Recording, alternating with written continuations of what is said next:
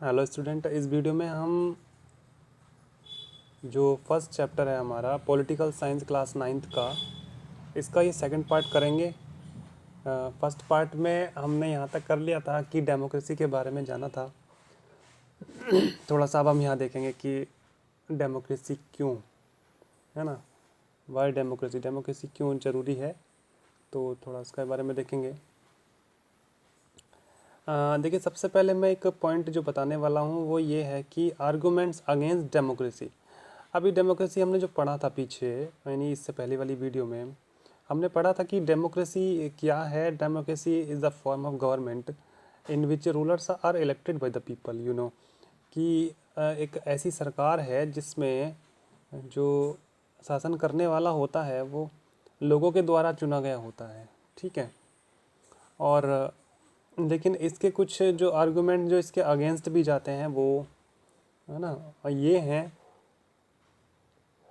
कि leaders keep changing. आप highlighted को देखेंगे केवल, है ना, leaders keep changing in democracy, this leads to instability, है ना। क्या लीड करता है कि ये इनस्टेबिलिटी हो जाती है कि डेमोक्रेसी में आप जानते ही हैं कि इंडिया की बात करें या और देशों की, तो इसमें टाइम टू टाइम चेंजिंग होता रहता है। मान लीजिए अभी आपके प्राइम मिनिस्टर मोदी हैं, तो अगली बार हो सकता कोई और हो जाए, ठीक है। अभी आपके सीएम जो है यूपी में योगी हैं, तो आगे कोई और हो जाए, है ना। तो ऐसे चेंजेस होता रहता है, तो एक स्टेबिलिटी नहीं रहती, इनस्टेबिलिटी होती है, अस्थिरता रहती है। Democracy is all about political competition and power play. ये एक राजनीतिक जो प्रतिद्वंद्विता होती है, समझो कि एक लड़ाई, एक उसके इर्द गिर्द घूमती रहती है। There is no scope for morality, इसमें नैतिकता की तो कोई जगह ही नहीं होती, ठीक है। So many people have to be consulted in democracy that it leads to delay. और आपको पता ही है कि डेमोक्रेसी में जो डिसीजन मेकिंग है वो काफ़ी लेट हो जाता है।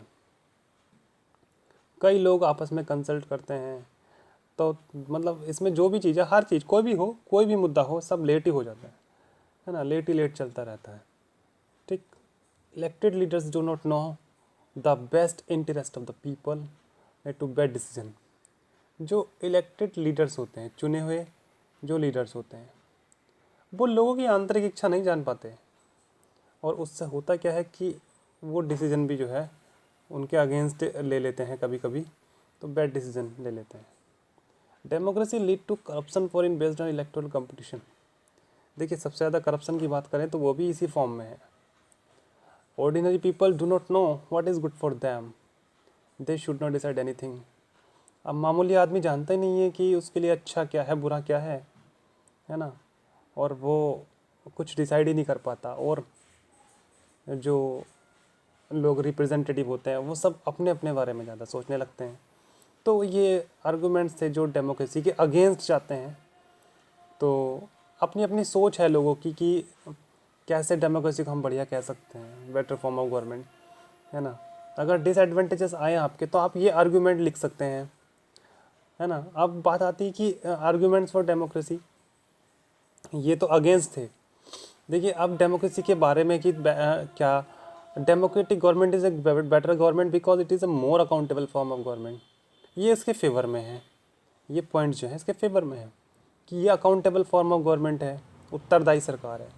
There is another reason for Y democracy should lead a better decision that, तो ये जो डिसीजन लेती है मतलब दूसरी गवर्नमेंट से थोड़ा सही है ना, that any other democratic government. Democracy is based on a consultation and discussion, क्योंकि इसमें डिस्कशन होता है, कंसल्टिंग होती है, एक दूसरे से सोच समझ के, बातें विचार विमर्श करके ही किसी चीज़ पर डिसीजन लिया जाता है।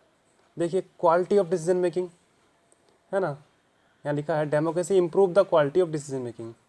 तो जो भी डिसीजन लिए जाते हैं, है ना, मतलब उनमें थोड़ी शुद्धता होती है। Democracy improve the quality of decision making. Democracy provides a method to deal with difference and conflict. Democracy एक ऐसी मेथड प्रोवाइड करती है जिससे कि झगड़े आपस में लोगों के निपटारा हो सके। नेक्स्ट आते हैं लास्ट पॉइंट इसके, democracy enhance the dignity of the citizen. देखिए, तो ये डेमोक्रेसी के फेवर में है कि ये लोगों की शान शौकत को बनाए रखती है, ठीक। तो मैंने आपको बताया कि डेमोक्रेसी के जो फेवर में है वो आर्ग्यूमेंट्स और जो डेमोक्रेटिक गवर्नमेंट के जो अगेंस्ट हैं वो आर्ग्यूमेंट्स मैंने आपको बताए, दोनों हाईलाइट किए हुए हैं। देखिए, poorest and the least educated has the same status as the rich and the educated. तो ये enhance the dignity of the citizen. Dignity का मतलब शान शौकत बनी रहती है, चाहे गरीब हो चाहे अमीर हो। इसमें लिखा है कि poorest and the least educated has the same status. गरीब है या कम पढ़ा लिखा है उसका भी सेम स्टेटस होता है डेमोक्रेसी में, चाहे अमीर हो चाहे एजुकेटेड हो, उसके इक्वल। ठीक है। People are not subject to the ruler, they are the rulers themselves. लोग खुद अपने आप में एक रूलर्स हैं। Even when they make mistake they are responsible for their conduct. They are responsible मतलब वे लोग खुद ही अपने आप में रूलर हैं, खुद ही अपने आप में एक जिम्मेदार हैं, है ना, अगर वो कोई गलती करते हैं तो। Finally democracy is better than other form of. तो इस तरह से हम लास्ट में कह सकते हैं कि डेमोक्रेसी जो है वो दूसरे फॉर्म से, है ना, बढ़िया है। It allows us to correct its own mistake. ये हमारी गलतियों को सुधारने का मौका भी देती है। ठीक, चलिए आगे चलते हैं। ब्रॉडर मीनिंग ऑफ डेमोक्रेसी, कुछ और डेमोक्रेसी के बारे में जाने, है ना। डेमोक्रेसी का मतलब थोड़ा और ब्रॉडरली, तो मॉडर्न डेमोक्रेसी जैसे आप जानते ही हैं, आजकल जो डेमोक्रेसी है वो such a large number of people, बहुत सारे लोगों का फिजिकली इम्पॉसिबल है ना, लिखा है कि for them to sit together and take a collect decision. एक साथ तो इतने सारे लोग नहीं बैठ सकते ना, 1 अरब की पॉपुलेशन हमारी। तो हम अपने रिप्रेजेंटेटिव चुनते हैं, रिप्रेजेंटेटिव चुनकर वही हमारे डिसीजन मेकिंग करते हैं। तो आपने जो हमारे जो रिप्रेजेंटेटिव होते हैं, इस फॉर्म को हम रिप्रेजेंटेटिव डेमोक्रेसी कहते हैं। सेकंड पॉइंट देखिए, even if they could the citizen does not have the time. अगर लोगों के पास टाइम नहीं है तो उनकी इच्छाओं को वही लोग जाहिर करते हैं। कौन? जो हमारे रिप्रेजेंटेटिव होते हैं। कौन होते हैं? जैसे एमएलए हो गए, member of legislative assembly, MPs हो गए, मेंबर ऑफ पार्लियामेंट, है ना, वही, है ना, take part in the all decision, उस सब में हिस्सा लेते हैं। This gives a clear but minimal understanding of democracy. This clarity help us to distinguish democracy from non democracy, but it does not allow us to distinguish between democracy and a good democracy. It does not allow us to see the operation of democracy beyond government. Democracy, देखिए ये हमने क्या पढ़ा, हमने ये पढ़ा कि broader meaning of democracy, हम ये पढ़ रहे हैं। तो ये सब हमारे डेमोक्रेसी के बारे में जानकारी तो देते हैं, बट तब भी क्लियरली नहीं। This gives us A clear but minimal understanding, थोड़ा बहुत डेमोक्रेसी, अभी भी क्या रह गया फिर। तो ये हमारी मदद करता है कि डेमोक्रेसी में, है ना, और नॉन डेमोक्रेसी में तो हम इसमें अंतर समझ गए। But it does not allow us to distinguish between democracy. पर अच्छे और भी अच्छे डेमोक्रेसी में कैसे अंतर हम करेंगे, समझो आप बात को। मैंने क्या कहा कि अब तक तो हम सिंपल ये समझे कि डेमोक्रेसी क्या है, नॉन डेमोक्रेसी क्या है। भाई लोगों की सरकार है तो डेमोक्रेटिक है, लोगों की सरकार नहीं है तो वो चाहे डिक्टेटरशिप है, चाहे किंगशिप है, चाहे आर्मी रूल है। अब बात आती है कि डेमोक्रेसी है तो उसमें भी और क्या बेटर हो सकता है, गुड डेमोक्रेसी में और डेमोक्रेसी में क्या डिफरेंस। तो यही तो ब्रॉडर मीन है। तो अलाउ अस, देखो अब यहाँ पे sometimes we use democracy for organisation. कभी कभी हम, है ना, डेमोक्रेसी यूज़ करते हैं ऑर्गेनाइजेशन के लिए अदर देन द गवर्नमेंट। केवल गवर्नमेंट के लिए नहीं, अदर फॉर्म में भी डेमोक्रेसी। देखिए कैसे, जस्ट रीड दिस स्टेटमेंट, इन स्टेटमेंट्स को पढ़िए आप, कि we are very democratic family, है ना, हमारी फैमिली एक डेमोक्रेटिक फैमिली है। Where whenever a decision has to be taken, जब भी कोई डिसीजन लिया जाता है, we all sit down and arrive at a consensus. हम अपनी सहमति के लिए सब लोग एक साथ बैठ जाते हैं। My opinion matters as much as my father's, है ना, और मेरे विचार किस पे डिपेंड करते हैं, है ना, जैसे मेरे फादर के विचार होंगे वैसे ही मेरे होंगे। तो हम इसे क्या कहेंगे, मतलब पापा के सामने हम बोल नहीं सकते। तो क्या डेमोक्रेटिक नहीं, आपके मन में ये आएगा कि यार डेमोक्रेटिक तो नहीं हुआ, भाई मेरी ओपिनियन अलग हो सकती है लेकिन मैं पापा के अकॉर्डिंग चल रहा हूँ बिल्कुल। दूसरा, I don't like teachers who do not allow student to speak and ask question in the class. मैं उस टीचर को पसंद नहीं करता हूँ, डू नॉट अलाउ। जो स्टूडेंट को अलाउ नहीं करता कि क्वेश्चन पूछो, कोई बच्चा क्वेश्चन पूछता है, टीचर ने मना कर दिया, तो I would like to have teachers with democratic temperament. तो उसी तरह के मैं टीचर्स को पसंद करता हूँ जो डेमोक्रेटिक विचार भावना रखता है। तो ये यहाँ पे समझ में नहीं आ रहा बच्चों को कि हाँ भाई, क्या हम डेमोक्रेटिक कह सकते हैं, क्या नहीं कह सकते। तीसरा, one leader and his family member decide everything in this party, how can you talk about democracy. तो one leader and his family, एक तो कोई लीडर है और उसका परिवार, फैमिली मेम्बर्स, और डिसाइड एवरीथिंग इन उसकी पार्टी में वही सब कुछ डिसाइड करता है। जैसे कि मुलायम सिंह जी की पार्टी में, तो पहले तो मुलायम सिंह जी सब कुछ डिसाइड करते थे, अब अखिलेश यादव जी सब कुछ डिसाइड करते हैं। मायावती जी की पार्टी में मायावती सब कुछ डिसाइड करती हैं। तो ये क्या डेमोक्रेटिक कहलाएगा क्या? नहीं ना। How can they talk of democracy? कैसे वो डेमोक्रेसी के बारे में बात कर सकते हैं, क्योंकि वो सब कुछ सर्वे सर्वा है अपने आप में। देखिए, true democracy will come in this country only when one goes hungry to bed, no one. एक सच्चा डेमोक्रेसी, सच अच्छी डेमोक्रेसी, वास्तविक डेमोक्रेसी वही है कि कंट्री में कोई भूखा ना सोए। आपके देश में अगर कोई भूखा ना सोए तो डेमोक्रेसी है ना। In a democracy every citizen must be able to play equal role in the decision making. हर किसी का डिसीजन मेकिंग में इक्वल रोल हो। For this you didn't need just a right, equal right to vote. इसके लिए ज़रूरी नहीं है कि आपके पास वोट ही डालने का अधिकार है तो केवल बस वोट से काम चल जाएगा। Every citizen need to have equal information. हर किसी को समान जानकारी होनी चाहिए। बेसिक एजुकेशन हर किसी को मिलना चाहिए। इक्वल रिसोर्सेज हर किसी को मिलना चाहिए, ठीक।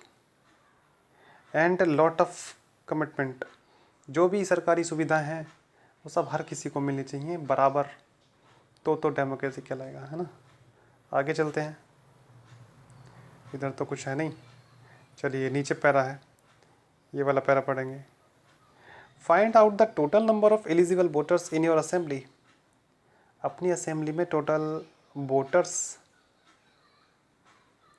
आपकी जो कॉन्स्टिट्यूंसी है और पार्लियामेंट कॉन्स्टिट्यूंसी है, एक तो होता है एमएलए और एक होता है एमपी, यानी एमपी क्षेत्र और एक एमएलए क्षेत्र। Find out how many people can fit into the largest stadium in your area. उसमें वोटर्स पता करिए कितने वोट हैं आपके एरिया में, और how many people can fit in the largest. आपके एरिया में कोई स्टेडियम है बड़ा, तो उसमें कितने लोग बैठ सकते हैं, क्या पॉसिबल है। Is it possible for all the voters in your parliamentary और assembly constituency to sit together and have a meaningful discussion. क्या सारे लोग बैठ सकते हैं क्या एक साथ? आपके पास ज़्यादा से ज़्यादा, बड़े से बड़ा स्टेडियम भी 70-80 हज़ार कैपेसिटी का होगा।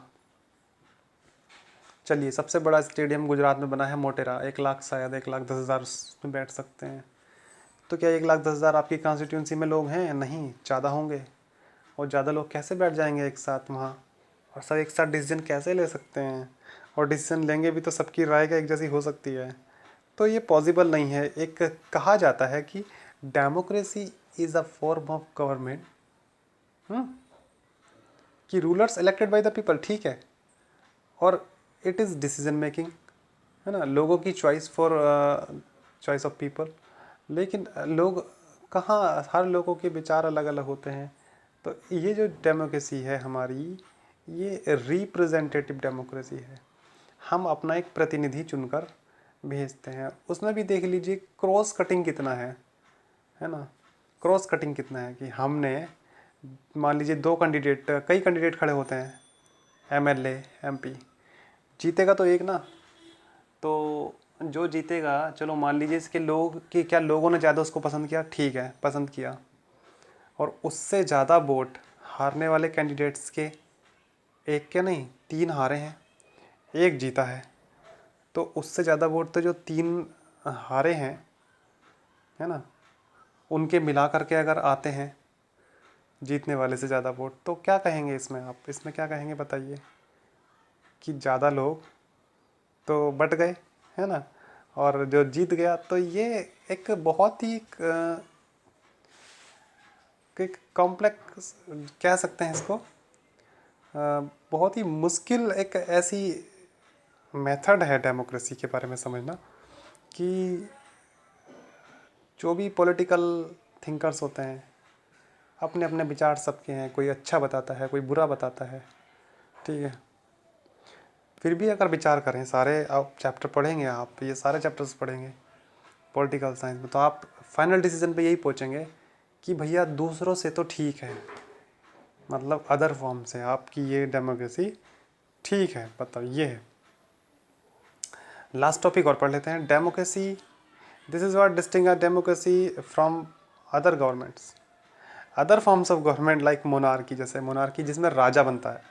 अब राजा तो राजा ही हो जाता है ना, फिर तो राजा जिसे चाहे उसे मरवा दे।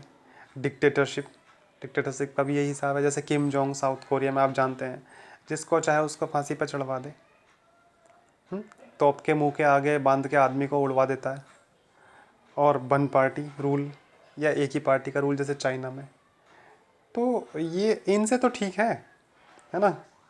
Do not require all citizen to take part in the politics, वहाँ पे तो सभी लोग पॉलिटिक्स में हिस्सा नहीं ले सकते, आपके यहाँ तो ले भी सकते हैं। In fact most non democratic government would like citizen not to take part in politics. तो जहाँ नॉन डेमोक्रेटिक है वहाँ पे लोग राजनीति में हिस्सा नहीं ले सकते, पार्टिसिपेट नहीं कर सकते। और democracy depend on active political participation by all citizens, पर डेमोक्रेटिक में ऐसा कर सकते हैं, इसलिए हम कह सकते हैं it is the most abundant and most useful and better form of government, है ना। ठीक है, तो इस तरह से आपका ये चैप्टर कंप्लीट हो जाता है। आई थिंक आपको समझ में आया होगा। वीडियो को पॉज करके देख सकते हैं, और जितना भी मैंने आपको हाईलाइट किया है आप उसी पे कंसंट्रेट ज़्यादा करेंगे। मैं इसी को पढ़ता हूँ और इसी को समझाता हूँ। पूरे चैप्टर में जहाँ भी मेन फोकस जहाँ पे देना होता है मैं उसी को हाईलाइट करके आपको मैं पढ़ाता हूँ, ठीक है। I hope you will understand.